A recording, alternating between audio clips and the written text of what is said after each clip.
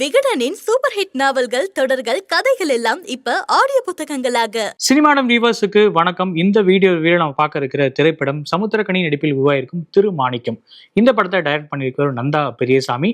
90s கிட்ஸுக்கு ஒரு கல்லூரியின் கதை அப்படிங்கிற படம் மூலமா இவர் பரிச்சயம் அப்படின்னு கூட சொல்லலாம். சமீபமா ஆனந்தம் விளையாடும் வீடு அப்படிங்கிற ஒரு ஃபேமிலி ட்ராமாவும் கொடுத்திருந்தாரு. ஸோ இந்த படத்தோட ட்ரெய்லர் பார்த்தப்போ இதுவும் ஒரு ஃபேமிலி ட்ராமா அப்படிங்கிறது தெரிய வந்துச்சு.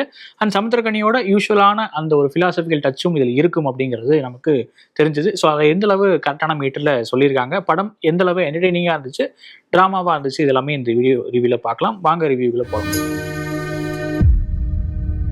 படத்தோட ஒன்லைன் என்ன அப்படிங்கிறத பார்த்தலாம். சமுத்திரக்கனி தன்னோட குடும்பத்தோட குமுளியில், அதாவது கிட்டத்தட்ட கேரளா பார்டரில் வாழ்ந்துட்டு இருக்காரு. ஒரு பெரியதொரு குடும்பம் அப்படின்னு கூட சொல்லலாம். ஒரு நியாயமான மனிதராக அந்த ஊர்லேயும் சரி குடும்பத்திலையும் சரி மதிக்கப்படுறார் அப்படின்னு கூட சொல்லலாம். ஆனால் அவர் வந்து லாட்ரி சீட்டு விற்கிறார், லாட்ரி சீட்டு பிஸ்னஸ் வந்து பண்ணிட்டு இருக்காரு. ஸோ அந்த டைமில் என்ன நடக்குது அப்படின்னா, பாரதி ராஜா, அதாவது ஒரு வயசான கேரக்டரில் வர பாரதி ராஜா ஒரு பெரிய பண பிரச்சனையில் இருக்காரு. அதுலேருந்து மீண்டு வரணும் அப்படிங்கிறதுக்காக லாட்ரி வாங்கலாம் அப்படின்னு சமுத்திரக்கனியோட கடைக்கு வராரு. பட் அன்ஃபார்ச்சுனேட்லி அவரோட காசு வந்து தொலைஞ்சிட்டதுனால லாட்ரி சீட்டை எடுத்து வைங்க, அப்புறம் வந்து வாங்கிக்கிறேன்னு சொல்லிட்டு தான் போறாரு. பட் சமய சந்தர்ப்ப காரணங்களால அந்த லாட்ரி சீட்டுக்கு ஒரு 1.5 கோடி ரூபா பரிசு விழுந்துருது. இப்போ அந்த 1.5 கோடி ரூபா பரிசு யாருக்கு சொந்தம்? அதாவது எடுத்து வைக்க சொன்ன பாரதி ராஜாவுக்கு சொந்தமா, இல்ல காசு கொடுக்காதனால அது அந்த கடைக்காரரான சமுத்திரக்கனிக்கே சொந்தமா அப்படிங்கிற ஒரு மாரல் டைலமா கிரியேட் ஆகுது. இந்த டைலமா நோக்கி வரப்போ சமுத்திரக்கனி எடுக்கிற முடிவு என்ன, அவரை என்ன முடிவு எடுக்கணும் அப்படின்னு சொல்லி எல்லாரும் எந்த அளவுக்கு இன்ஃப்ளூயன்ஸ் பண்றாங்க அப்படிங்கறது ஒரு நீட்டான டிராமாவா கொடுத்திருக்காரு டைரக்டர் நந்தா பெரியசாமி. படத்துல நடிகர்களோட பங்களிப்பெல்லாம் எப்படி இருந்துச்சு அப்படிங்கிறத பார்த்தலாம். மற்றும் ஒரு நேர்மையான குடும்ப தலைவன் ரோல்ல சமுத்திரக்கனி அந்த ரோலுக்கு ஒரு டைட்டான ஃபிட்டா இருந்திருக்காரு. எந்த அளவுக்கு நேர்மை அப்படின்னா, லாட்ரி சீட்டு பிசினஸ் பண்ணிட்டு இருந்தாலுமே கூடவே திருக்குறள், பாரதியார் கவிதைகள், இந்த மாதிரி புக்ஸையும் கொடுத்துட்டு இருக்காரு. அந்த அளவுக்கு ஒரு நல்ல இன்டென்ஷன் உள்ள ஒரு கேரக்டர். இந்த மாதிரியான ஒரு பிலாசபிக்கல் டச் உள்ள கேரக்டருக்கு சமுத்திரக்கனி எப்பவுமே கச்சிதமா பொருந்தி போவார் இல்லையா, அதே மாதிரி இந்த ரோல்லையும் கச்சிதமா பொருந்தி வந்திருக்காரு. நிறைய காட்சிகளை ஈஸா அவரோட ஷோல்டர்ல கேரி பண்ணியிருக்காரு. முக்கியமா செகண்ட் ஹாஃப்ல வர அந்த மாரல் டைலமா, அதுக்கப்புறம் வர எமோஷனல் கண்டென்ட் எல்லாத்தையும் சிறப்பாகவே ஹேண்டில் பண்ணியிருக்காரு. அடுத்ததா பண கஷ்டம் இருக்கும் பெரியவர் கேரக்டர்ல பாரதி ராஜா, அவரோட அந்த ஓல்டேஜ் அப்படிங்கிறது நிறைய ஸ்க்ரீன்ல தெரியுற மாதிரி தான் ஃபீல் ஆகுது. பட் அவரை பார்த்தா நமக்கு பரிதாபம் ஏற்படணும், அது ஸ்க்ரீன்ல ஏற்படுது அப்படிங்கிற வரைக்கும் ஒத்துக்கலாம். கதையின் நாயகியாக அனன்யா ஒரு பாசமிகு குடும்ப தலைவியா ஆரம்பத்துல வராங்க. அதுக்கப்புறம் டக்குன்னு அவங்களோட கேரக்டர் வந்து வேற ஒரு டைமென்ஷன் வந்து எடுக்குது. அந்த முக்கியமா அந்த இன்டர்வல் பிளாக்ல அந்த சோத்த போடு அப்படின்னு சொல்லி உட்கார்ந்து அவங்க சாப்பிட்ற காட்சி நிச்சயமா ஒரு மிரட்டலான பெர்ஃபார்மன்ஸ் சொல்லலாம். அவங்களுக்கு பெர்ஃபார்மன்ஸ் பண்ற அளவுக்கான ஸ்கோப்புல அந்த கேரக்டர் இந்த படத்துல இருக்கு அப்படிங்கிறது நிச்சயமா பாராட்ட வேண்டிய விஷயம். அந்த ஆப்பர்ச்சுனிட்டி நல்லாவே கிராப் பண்ணிருக்காங்க அப்படின்னு சொல்லலாம். அடுத்ததா தம்பி ராமையா ஒரு 10 நிமிஷம் தான் வராது. பட் அந்த 10 நிமிஷத்திலேயே ஓவர் ஆக்டிங்கா நடிச்சு தள்ளிட்டு போயிடுறாரு. கிட்டத்தட்ட 2.5 மணி நேரத்துக்கு என்ன ஆக்டிங் வேணுமோ அதை ஒரு 10 நிமிஷத்துலேயே நமக்கு டெலிவரி பண்ணிடுறாரு. அதை நம்மளால பார்க்கறது அப்படிங்கிறது ரொம்ப ஒரு பொறுமையை சோதிக்க ஒரு விஷயமா இருந்துச்சு அப்படின்னு கூட சொல்லலாம். நிச்சயமா அவர் அடுத்தடுத்த படங்கள்ல அந்த ஓவர் ஆக்டிங் மீட்டர் கம்மி பண்ணிக்கணும் அப்படிங்கிறத ஒரு தாழ்மையான வேண்டுகோளா நம்ம வச்சுக்கலாம். இவங்களை தவிர தெரிஞ்ச முகங்களாக நிறைய கேரக்டர்ஸ் வந்துட்டு போறாங்க. இளவரசு, சின்னி ஜெயந்த், வடிவுக்கரசி, கருணாகரன், சாம், ஸ்ரீமன், பிளாஷ்பேக்ல வர நாசர்னு நிறைய நடிகர்கள். இதுல இம்பாக்டை கிரியேட் பண்றது இளவரசும் நாசரோட கேரக்டர் மட்டும்தான் அப்படின்னு கூட சொல்லலாம். படத்தோட பாசிட்டிவ்ஸ் என்ன அப்படிங்கிறத பார்த்தலாம். சட்டம், லாஜிக் இதெல்லாம் தாண்டி மனிதன் தான் முக்கியம், அதுக்கு தான் நம்ம நிற்கணும் அப்படிங்கிற ஒரு ஸ்ட்ராங்கான சோஷியல் மெசேஜை சொல்லியிருக்காரு டைரக்டர் நந்தா பெரியசாமி. அந்த இன்டென்ஷனுக்காக நிச்சயமா பாராட்டுகள். ஸ்கோப் இருக்கிற கதையை தேர்ந்தெடுத்துக்காகவே இந்த விஷயத்த ஒரு பாசிட்டிவாகவும் நம்ம குறிப்பிடலாம். அடுத்ததா படத்தோட இன்டர்வல் பிளாக் அப்படிங்கிறது நல்லாவே ஒர்க் அவுட் ஆயிருக்கு. இன்டர்வல் பிளாக்ல ஒரு த்ரில்லையும் கிரியேட் பண்றாங்க. பட் அன்பார்ச்சுனேட்லி செகண்ட் ஹாஃப் ஆரம்பிச்சதுக்கு அப்புறம் அந்த த்ரில் அடுத்த ஷாட்லேயே உடைச்சிட்டாலுமே அந்த இன்டர்வல் பிளாக் வரைக்கும் வர அந்த த்ரில் வந்து பெர்ஃபெக்டா மெயின்டைன் ஆயிருக்கு. இன்ஃபேக்ட் ஃபர்ஸ்ட் ஹாஃப் ஃபுல்லாவே டிராமாவா போறதுக்கான ஸ்கோப் இருந்தும் ஒரு த்ரில்லர் மொமெண்டத்தை படம் ஃபுல்லாவே அந்த ஃபர்ஸ்ட் ஹாஃப் ஃபுல்லாவே மெயின்டைன் பண்ணியிருக்காரு டைரக்டர் வந்தா பெரியசாமி.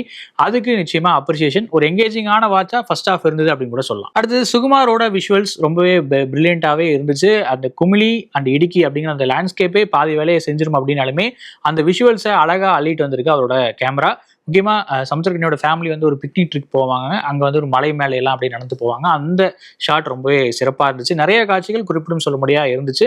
அண்ட் விஷால் சந்திரசேகரோட மியூசிக் ஒர்க்கும் நல்லாவே இருந்துச்சு. பாடல்கள் இதமான ஒரு மெலடி அப்படின்னு சொல்லுவாங்களே, அந்த மாதிரி ஃபீல்ல கொடுத்திருந்தாரு. பிஜிஎமும் ஓரளவு நல்லா ஒர்க் அவுட் ஆயிருக்கு. இந்த ஸ்கோப்புக்கு என்ன தேவையோ அதை சிறப்பாக கொடுத்திருக்காரு அப்படின்னு கூட சொல்லலாம். அடுத்தது கிளைமேக்ஸ் கொஞ்சம் ஓவர் போர்டா போயிட்டாலும் ஒரு நல்லவனுக்கு இதெல்லாம் நடந்தாதான் எல்லாருக்கும் அது புரியும், எல்லாருக்கும் போய் சேரும் அப்படிங்கிற அந்த இன்டென்ஷனுக்காக வேணா அந்த இதை ஒரு பாசிட்டிவாக குறிப்பிடலாம்.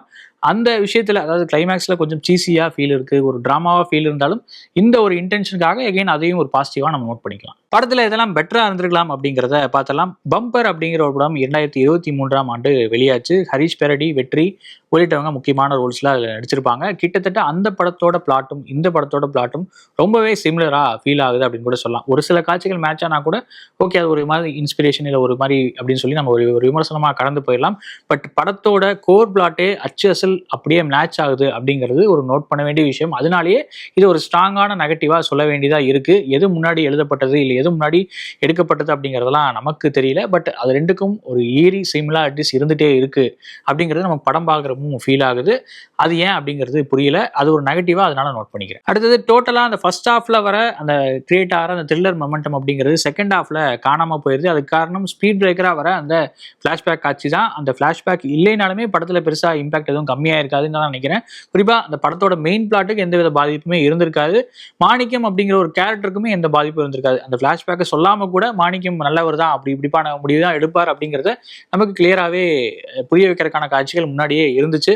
ஸோ அந்த ஃபிளாஷ்பேக் இந்த படத்தோட டோட்டல் பேஸே அப்படியே ஒரு டிராப் பண்ணிடுது அப்படின்னு கூட சொல்லலாம். அது ஒரு பெரிய நெகட்டிவ். அடுத்து டுவர்ட்ஸ் எண்ட் என்னதான ஒரு நல்ல இன்டென்ஷன் இருந்தாலும் அதில் இன்னுமே ரொம்ப ஓவர் போர்ட் போயிட்டு ஒரு ஃபீல் இருக்கு.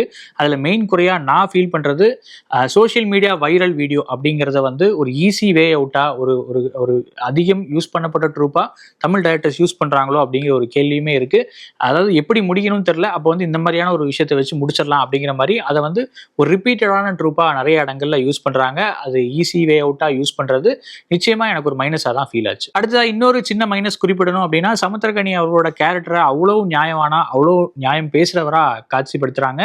என்னதான் கேரளா ஸ்டேட்ல இருந்தாலுமே லாட்ரி விற்கிறது அப்படிங்கறது அவர் எப்படி சாதாரணமான ஒரு தொழிலை நினைச்சு பண்றாரு அப்படிங்கிற ஒரு கேள்வி இருந்துட்டே இருக்கு. அவர் ஒரு ஐடிஎஸ் கேரக்டரா காட்டப்படுறப்போ இந்த மாதிரியான ஒரு லாட்ரி விற்பனை அப்படிங்கிற அந்த கோர் பிளாட்டை டச் பண்ணியிருக்கணுமா அப்படிங்கிறது இல்லை. பட் கதையே அதுதான் அப்படிங்கிறப்போ அதுல கேள்வி கேட்க முடியாதுதான். பட் ஸ்டில் இது ஒரு ஆடான ஒரு பேரா ஃபீல் ஆச்சு மனசுல. அதனால அது ஒரு நெகட்டிவா நோட் பண்ணிக்கலாம். படத்தோட ஓவரால் வேர்டிக்ட் என்ன அப்படிங்கிறத பார்த்தலாம். அதீத டிராமா இந்த படத்தோட ஒரு பெரிய டிராபேக். அதுவும் நிறைய காட்சிகள் கிரிஞ்ச் ஒருத்தியா போயிருக்கு செகண்ட் ஹாஃப்ல அப்படின்னு கூட சொல்லலாம். முக்கியமா கிளைமேக்ஸ்ல அந்த அளவு ஓவர் போர்ட் போயிருக்க வேண்டாம் அப்படிங்கிறது என்னுடைய கருத்து. அதனாலே இந்த படத்தை நான் ஒரு பிலோ ஆவரேஜ் அப்படிங்கிற மாதிரி ரேட் பண்ணுவேன். வேணா குடும்பங்கள் கொண்டாடும் மாணிக்கம் அப்படின்னு வேணா சொல்லிக்கலாம். அந்த கேரக்டரோட அந்த ஸ்பெஷாலிட்டி அண்ட் படம் சொல்ற மெசேஜுக்காக அப்படின்னு கூட சொல்லலாம். இந்த படத்தை நீங்க பார்த்துருந்தீங்க அப்படின்னா உங்களோட வியூ என்ன அப்படிங்கறத கமெண்ட்ல சொல்லுங்க. வேற ஒரு வீடியோ உங்களை மீட் பண்றேன். நன்றி, வணக்கம். விகடனின் சூப்பர் ஹிட் நாவல்கள், தொடர்கள், கதைகள் எல்லாம் இப்ப ஆடியோ புத்தகங்களாக இப்பவே விகடன் ஆப்பை டவுன்லோட் செய்யுங்க. விகடன் பிளேயை இலவசமாக என்ஜாய் பண்ணுங்க.